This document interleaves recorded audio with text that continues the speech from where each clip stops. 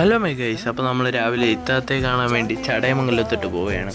അപ്പോൾ കഴിഞ്ഞ ഞായറാഴ്ച ഇത്ത പോയി എങ്കിലും ഈ ഞായറാഴ്ച അപ്പോൾ എനിക്ക് കാണാൻ തോന്നി. അങ്ങനെ ബസ്സിൽ കയറി അമ്പലത്തറ എത്തി.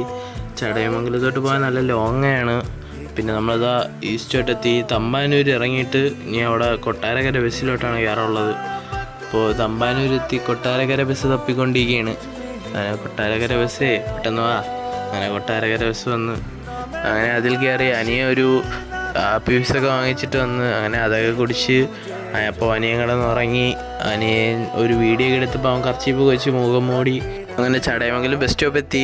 ആളിയെ പിക്കാൻ വരാമെന്ന് പറഞ്ഞായിരുന്നു, പിന്നെ കാണാനില്ല. നമ്മൾ പിന്നെ കുറച്ചൊക്കെ നടന്ന് അപ്പോൾ ദാഹിച്ചപ്പോൾ അനിയൻ പോയി വെള്ളമൊക്കെ വാങ്ങിച്ചിട്ട് വന്ന് അങ്ങനെ വെള്ളമൊക്കെ കുടിച്ചിട്ട് നിന്നപ്പോഴത്തേക്കും കുറച്ച് കഴിഞ്ഞപ്പോൾ അളിയൻ വന്ന്.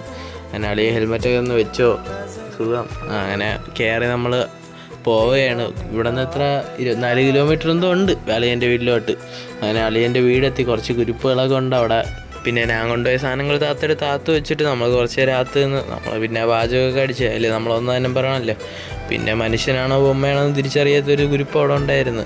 അങ്ങനെ നമ്മൾ അതൊന്നും മൈൻഡ് ചെയ്യാതെ നമ്മൾ വെളിയിറങ്ങി. അന്തരീക്ഷമുള്ള സ്ഥലങ്ങൾ, പിന്നെ നമ്മൾ മരിച്ചിനിയൊക്കെ കഴിച്ച് ചോറും കഴിച്ച് പിന്നെ താത്ത പറഞ്ഞ് ഇറങ്ങിപ്പൊക്കോ. അങ്ങനെ ഇറങ്ങി. താത്തതാ കരയാണ്, ഫീലിങ്സ്. നമ്മളിതാ അനിയൻ്റെ ഒരു മുത്തൊക്കെ കൊടുത്ത് താത്ത. അങ്ങനെ അനിയൻ സ്കൂട്ടറൊക്കെ വെച്ചുകൊണ്ടിരിക്കുന്നു, ഓട്ടിക്കാനെന്ന് പറഞ്ഞോടോ അവന്. പിന്നെ താത്ത എനിക്ക് നമ്മളിറങ്ങി. ബസ് സ്റ്റോപ്പിലോട്ട് പോവാണ്. അളിയൻ നേരത്തെ നമ്മളെ പിക്ക് ചെയ്ത സ്ഥലത്ത് കൊണ്ട് ഇറക്കി. അങ്ങനെ ബസ്സിൽ നിന്ന് നമ്മൾ ബോറടിച്ചപ്പോൾ ലൈവൊക്കെ ഇട്ട് പിന്നെ ഒരു ലൈം കുടിക്കാൻ വേണ്ടി ഈസ്റ്റോട്ട് ഇറങ്ങി. ലൈമൊക്കെ കുടിച്ച് അങ്ങനെ പച്ചലൂരെത്തി. അപ്പോൾ ബൈ. വീഡിയോ ഇഷ്ടപ്പെട്ടാൽ ലൈക്ക് ചെയ്യാനും സബ്സ്ക്രൈബ് ചെയ്യാനും മറക്കല്ലേ.